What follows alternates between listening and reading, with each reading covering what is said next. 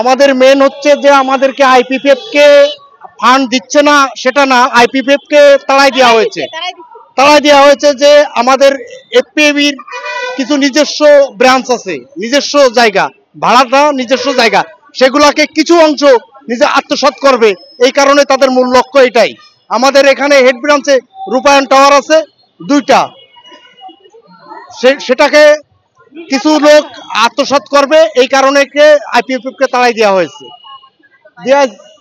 যাতে আমরা বেতন না পাই আমাদেরকে অনাহারে রাখা হয়েছে 24-25 মাস। হেড অফিসের বড় বড় কর্মকর্তারা 2-3 মাস বেতন বাধায় রাখছে, যাতে বলতে পারে যে আমাদের বেতনও বাকি আছে।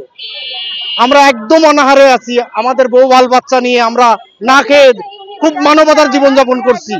বস এটা এই কারণে আপনাদের শরণাপন্ন হওয়া, আমরা রাস্তায় নেমে গেছি।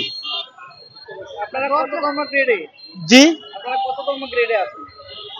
কত নম্বর গ্রেডে আছি? আমি অ্যাসিস্ট্যান্ট ট্রান্সপোর্ট।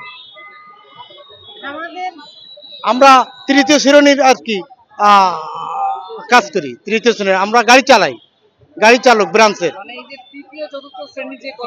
জি জি, সবাই ব্রাঞ্চের 3য় শ্রেণীর কর্মকর্তাদের সবাই।